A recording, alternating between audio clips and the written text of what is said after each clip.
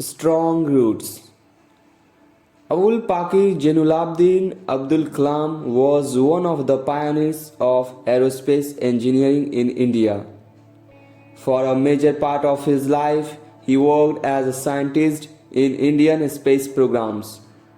Some of his famous works are India 2020, Ignited Minds, Wings of Fire. He was the President of India from 2002 to 2007. Strong Roots is an extract from Dr. Kalam's autobiography Wings of Fire. In this extract, he talks about his childhood in his hometown. The piece presents a delightful sketch of the author's early life and the development of his spiritual growth. I was born into a middle-class Tamil family in the island town of Rameshwaram in the erstwhile Madras state.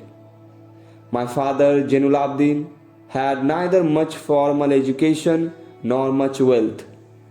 Despite these disadvantages, he possessed great innate wisdom and a true generosity of spirit. He had an ideal helpmate in my mother Ashiamma.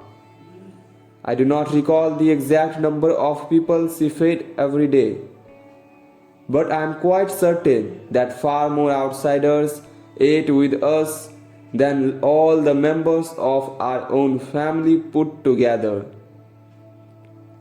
My parents were widely regarded as an ideal couple. My mother's lineage was the more distinguished, one of her forebears having been bestowed the title of Bahadur by the British.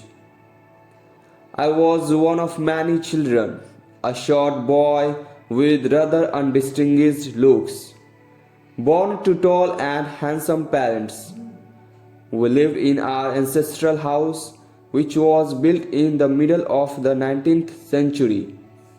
It was a fairly large Pakka house made of limestone and brick on the Mosque Street in Rameshwaram. My austere father used to avoid all inessential comforts and luxuries.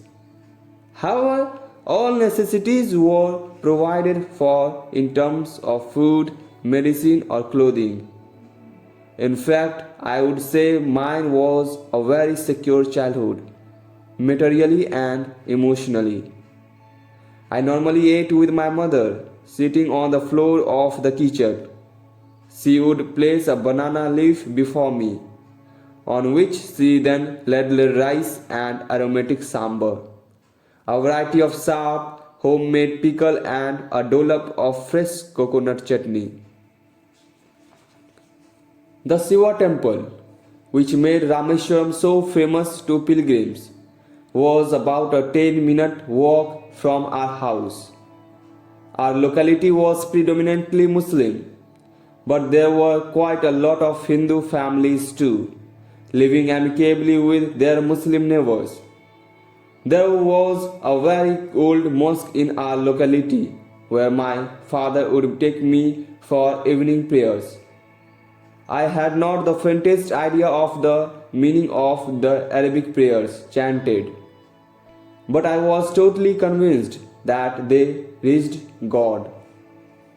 When my father came out of the mosque after the prayers, people of different religions would be sitting outside, waiting for him. Many of them offered bowls of water to my father, who would dip his fingertips in them and say a prayer. This water was then carried home for invalids. I also remember people visiting our home to offer thanks after being cured. Father always smiled and asked them to thank Allah, the Merciful. The high priest of Rameshwaram temple, Pakshi Lakshmana Sastri, was a very close friend of my father's. One of the most vivid memories of my early childhood is of the two men, each in traditional attire, discussing spiritual matters. When I was old enough to ask questions, I asked my father about the relevance of prayer. My father told me there was nothing mysterious about prayer.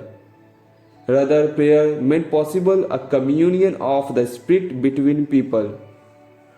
When you pray, he said, you transcend your body and become a part of the cosmos, which knows no division of wealth, age, caste, or creed. My father could convey complex spiritual concepts in very simple, down to earth Tamil. He once told me, in his own time, in his own place, in what he really is, and in the stage he has reached, good or bad. Every human being is a specific element within the whole of the manifest divine being. So, why be afraid of difficulties, sufferings, and problems? When troubles come, try to understand the relevance of your sufferings. Adversity always presents opportunities for introspection. Why don't you say this to the people who come to you for help and advice? I asked my father. He put his hands on my shoulders and looked straight into my eyes.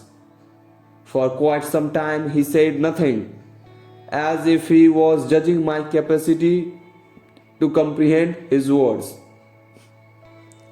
Then he answered in a low, deep voice. His answer filled me with a strange energy and enthusiasm. Whenever human beings find themselves alone, as a natural reaction, they start looking for company. Whenever they are in trouble, they look for someone to help them. Whenever they reach an impasse, they look to someone to show them the way out. Every recurrent anguish, longing, and desire finds its own special helper. For the people who come to me in distress, I am but a go-between in their effort to propitiate demonic forces with prayers and offerings. This is not a correct approach at all and should never be followed. One must understand the difference between a fear-ridden vision of destiny and the vision that enables us to seek the enemy of fulfillment within ourselves. I remember my father starting his day at 4 a.m. by reading the namaz before dawn. After the namaz, he used to walk down to a small coconut grove we owned, about 4 miles from our home. He would return with about a dozen coconuts tied together thrown over his shoulder, and only then would he have his breakfast. This remained his routine even when he was in his late 60s. I have throughout my life tried to emulate my father in my own world of science and technology. I have endeavored to understand the fundamental truths revealed to me by my father and feel convinced that there exists a divine power that can lift one up from confusion, misery, melancholy, and failure, and guide one to one's true place. And once an individual severs his emotional and physical bond, he is on the road to freedom, happiness, and peace of mind.